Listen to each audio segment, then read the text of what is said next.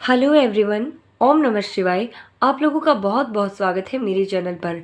आज की वीडियो में हम आपको एक पौराणिक कथा सुनाएंगे जो कि भगवान शिव और माता सती की कथा है। तो चलिए शुरू करते हैं आज की कथा। एक समय की बात है जब ब्रह्मा के पुत्र प्रजापति दक्ष ने एक विशाल यज्ञ का आयोजन किया, लेकिन उसमें अपनी पुत्री सती और दामाद महादेव को न्योता नहीं भेजा। लेकिन माता सती खुद को अपने घर जाने से रोक न पाई और उन्होंने अपने पिता दक्ष से महादेव को न बुलाने का कारण पूछा। तो दक्ष महादेव को बुरा भला कहने लगा, उनका अपमान करने लगा। सती को अपने पति के बारे में ऐसा सुनकर बहुत दुख हुआ। ये शरीर अपने पिता की ही देन है, यह सोचकर सती माता ने हवन कुंड में ही अपने प्राणों की आहुति दे दी। जब महादेव को पता चला तो उन्हें बहुत अधिक क्रोध आया। उनके क्रोध से पूरा ब्रह्मांड डोलने लगा। तब महादेव ने अपनी जटा से एक बाल उखाड़कर जमीन पर पटका। तब उससे वीरभद्र और महाकाली प्रकट हुए। भगवान शिव ने उन्हें दक्ष के यज्ञ को नष्ट करने का आदेश दिया। वीरभद्र ने पल भर में ही दक्ष के यज्ञ को नष्ट कर दिया और उनका सिर काटकर उसी कुंड में फेंक दिया। सती वियोग में भगवान शिव ने अग्नि कुंड में से अपनी पत्नी देवी सती के पार्थिव शरीर को निकाला और कंधे पर उठाकर चले गए। भगवान शिव शरीर को लेकर पूरे ब्रह्मांड में घूमने लगे और क्रोध से तांडव करने लगे, जिससे पूरी सृष्टि जलने लगी और चारों तरफ हाहाकार मचने लगा। प्रकृति का संतुलन बिगड़ने लगा।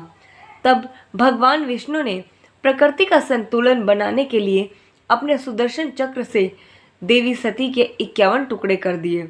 जहाँ जहाँ वो टुकड़े गिरे वो शक्तिपीठ कहलाए।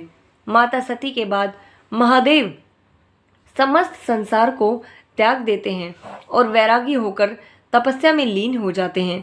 कुछ समय बाद माता सती महादेव को पुनः पाने के लिए माता पार्वती के रूप में जन्म लेती है। श्री कृष्ण की बात पर तब माता पार्वती शिव को पुनः पाने के लिए कठोर तपस्या तथा व्रत करती है, लेकिन शिव तो बैरागी बने तपस्या में लीन रहते थे। तब भगवान विष्णु के कहने पर सभी देवता कामदेव की सहायता लेते हैं। कामदेव यह बात जानते थे कि शिवजी पर अपनी शक्ति का प्रयोग करने से मेरी मृत्यु निश्चित है, परंतु जगत कल्याण के लिए कामदेव अपनी पत्नी रति के साथ महादेव के पास जाते हैं। कामदेव महादेव की तपस्या से हटाने के लिए अनेकों प्रयास करते हैं, लेकिन उनके सामने सब विफल हो जाते हैं। अंत में कामदेव स्वयं अपनी पूर्ण शक्ति का प्रयोग कर महादेव पर पुष्प बाण चलाते हैं। बाण सीधे जाके महादेव के हृदय पर लगता है, जिससे उनकी समाधि टूट जाती है। समाधि टूटने से महादेव अत्यधिक क्रोधित हो जाते हैं और क्रोधवश अपना तीसरा नेत्र खोल लेते हैं। त्रिनेत्र खुलते ही महादेव की क्रोधाग्नि में जलकर कामदेव क्षण भर में ही भस्म हो गए। अपने पति की राख को अपने ऊपर मलकर रति विलाप करने लगी और भगवान शिव से न्याय मांगने लगी। जब महादेव को पता चला कि संसार के कल्याण के लिए देवताओं द्वारा यह योजना बनाई गई थी, तब महादेव रति को वचन देते हैं कि तुम्हारा पति द्वापर युग के अंत में यदुकुल में भगवान श्री कृष्ण और माता रुक्मिणी के पुत्र के रूप में प्रद्युम्न नाम से जन्म लेगा। अब रति अपने पति को याद करके और उनकी प्रतीक्षा करने लगी। राधे राधे।